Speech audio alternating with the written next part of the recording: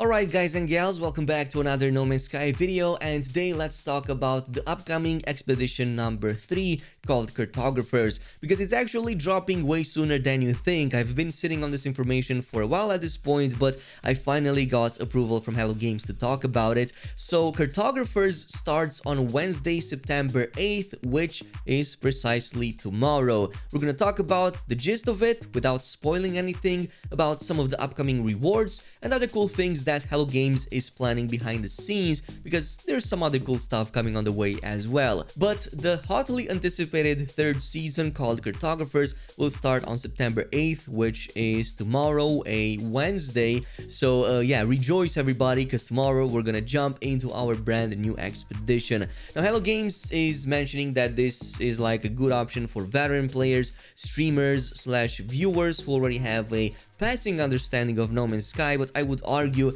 a completely new beginner would also fit this as well, because you're getting some really cool rewards at an accelerated rate. So we're gonna talk about that a little bit later in the video. In the meantime, this community adventure has a very different feeling from previous expeditions.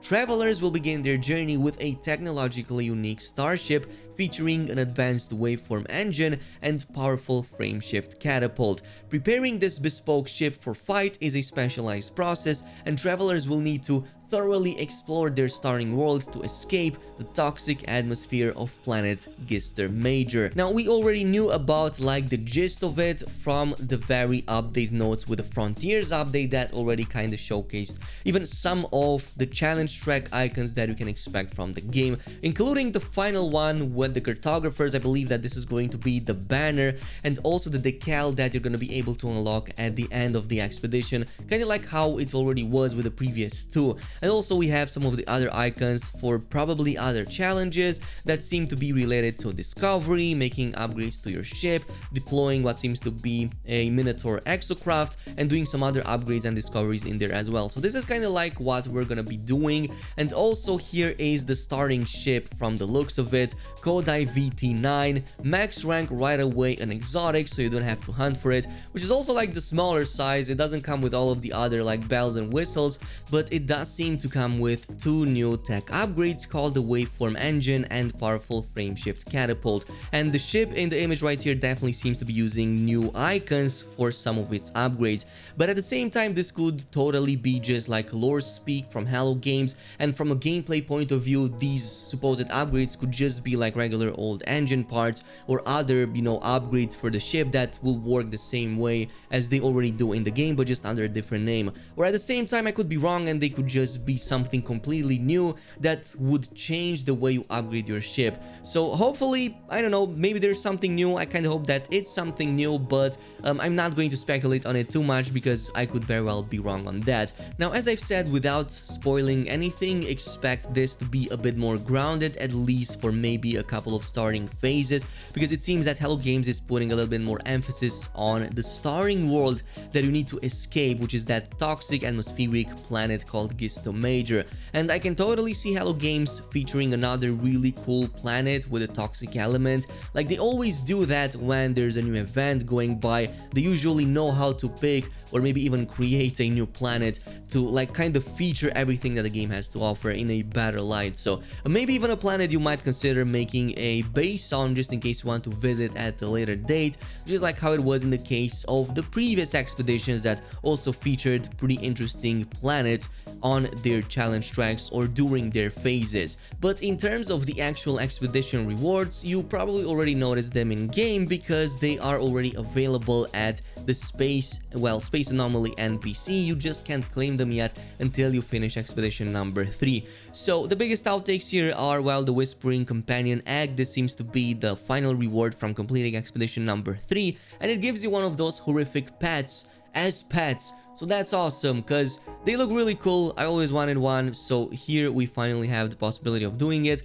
A living fertile egg ready to hatch, likely indicating that this will be given to us in the form of an egg that we might even be able to maybe apply some, you know, modifications on the Space Anomaly. Nonetheless, there's plenty other rewards in there. There's like a Cartographer's decal and also a banner, the Globe Master title that you'll be able to unlock, and also some brand new base parts. I think that the coolest ones are the bio lantern and the holographic chart projector that we can finally apply to our bases. So kind of like these, but the one that is given to you even earlier as phase 1 is the Jetpack bubble trail, which yeah, I think will make bubbles appear. So if you go in your character customizer view, you're gonna be able to notice it right there, even though right now it is locked, and the effect kind of seems to roughly resemble a bubble forming or something, you know, water related. I think that once we're gonna be able to unlock it and see the actual trail in full length,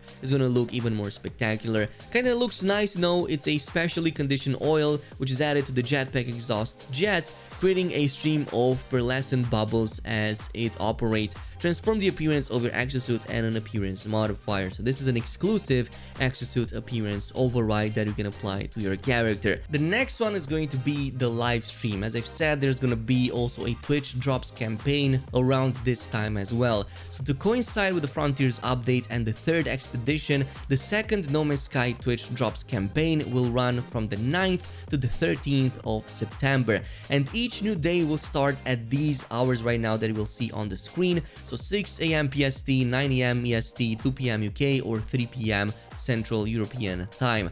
And yeah, you kind of have to have your account connected to Twitch in order to enable this. So there is a process on their main page that I will link down below to follow, but each and every single day you will get 5 separate drops at different hour intervals. So here is how it will work as a viewer, by the way. So for the first 15 minutes of a live stream, you're gonna get fireworks, emotes, and a jetpack or a starship trail. At the 30-minute mark, you're gonna get decals, base parts, or gadgets. At the 1 hour mark, you're gonna get an iteration, which is one of these head customization pieces for your character so that you don't have to unlock them in game. The 2 hour mark is gonna give you a pet, I believe in this case one of these beetle pets that look really awesome, by the way. And finally at the 3 hour mark you will get a ship. So this is really awesome, by the way, and once you, well, got these from a live stream, you actually have to go into your drops inventory screen to grab them, and then once you claim them, you will go in game at the Quicksilver store and you're gonna be able to reclaim them from over there for absolutely free. But otherwise, these expeditions are totally worth it, even for a complete new beginner. You can get some really cool stuff along the way, including upgrades like inventory unlocks and, more important, max rank ships and multi-tools for that specific save file that is at a much more accelerated rate compared to a normal playthrough. And once that expedition is over, you can continue with that as a normal playthrough and do the other stuff like the main story, the Atlas path, and, you know, everything else that is still left for you in the game, including the new settlement feature. So this is, by the way, it with the info at hand. Let me know down below what you think, and I'll see you guys in the next one.